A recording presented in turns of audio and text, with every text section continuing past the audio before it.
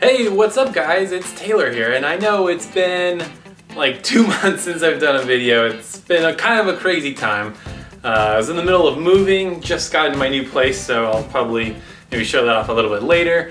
And then I got sick for a while, and I was at the Portland Retro Gaming Expo, so it was just all kinds of craziness going on.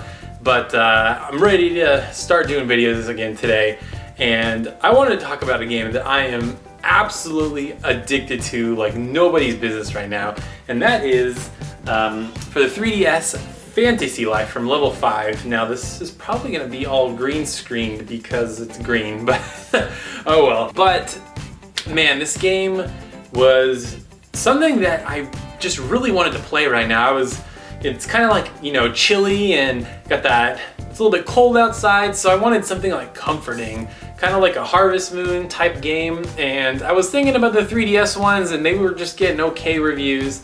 And then I totally forgot when this game was coming out, so I picked it up Friday. And oh man, it's so much fun. It's very addicting. So if you don't know what this game is about, it's essentially a kind of a life sim, what I like to call a chore game, kind of like the you know, the Atelier Alchemy games or Harvest Moon. You pick a class or a life, as they call it in the game, and you go around and it has various tasks for you to do. So for example, I started off as a woodcutter.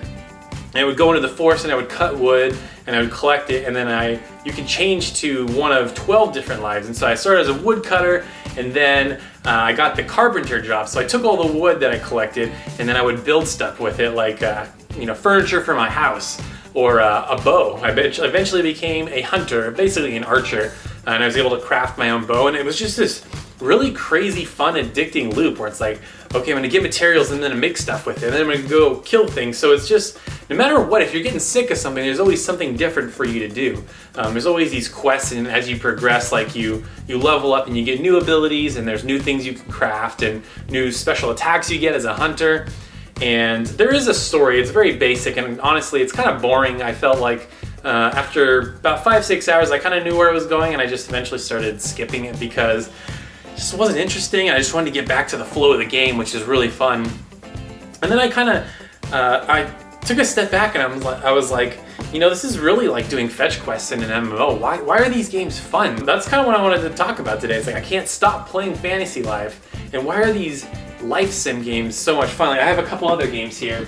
Again, this probably isn't going to show up because it's green, but I've got Harvest Moon on the PlayStation 1, one of my favorite games of all time, one of my favorite games on the system, obviously. And then I have Atelier Rorona for the PS3, and they just released the remake pretty recently on this and on PS3 and on Vita.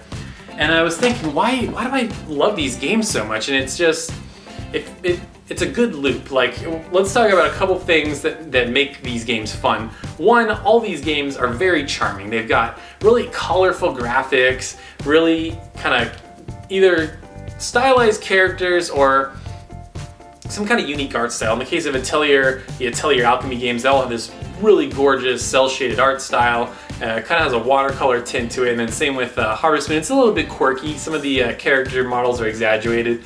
Same thing with Fantasy Life, being a level 5 game. Of course, it's very colorful, has a lot of charm. And yeah, so that's definitely one. And here's the other thing too. I think people just love checking off lists. Now let's think about this in a sense of real life. You know, if you have to wake up, maybe some of you younger viewers out there may not understand this, but for people that are a little bit older, either that are in school or college, or maybe, you know, young adults, and they have you know, responsibilities. So you wake up and you're like, okay, I gotta go do laundry, I gotta go wash the car, I gotta go get groceries, I gotta pay the bills. None of that's fun. But if you sit there and you write down a checklist, it gets kind of addicting. Like, ooh, cool, I paid the bills. All right, now I gotta go get the groceries. And once it's all done, it feels very satisfying. But yes, it's all done, and now I can just sit and relax and enjoy the rewards of these tasks that I had to do. And that's exactly the same thing with Fantasy Life. It's like, okay, well, I gotta chop down some trees. I mean, just tapping A is not particularly fun. You know, doing the action of building stuff. It's kind of these little mini games, like, you know, match it on as the button swinging by, or just holding down a button.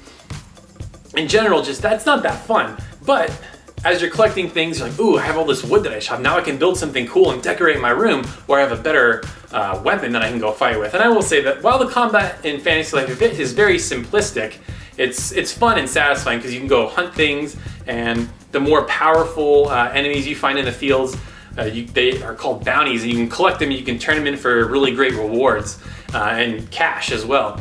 So it's just this really addicting loop, and especially with Fantasy Life, because there's 12 jobs, and right now I'm only really using 4 of them, the other one being an alchemist. You can collect, different herbs and make potions and stuff.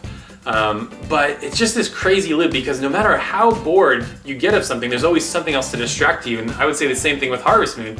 If you're getting really bored of doing the farming and the collecting, there's the Lysum. You can talk to the girls and get married in the game, or there's always the town events, which are always super fun. I love those. Those are some of my favorite parts about Harvest Moon. And there's a lot of events in Fantasy Life. Not quite the same thing, but there's story events and there's things to kind of keep your interest. So anyways, that is my jam right now. That is my game that I can't stop playing. I bring it to work, I play it on my lunch break. When I get home and finish eating, I just plop on the couch and play that for a few hours before I have to go to bed.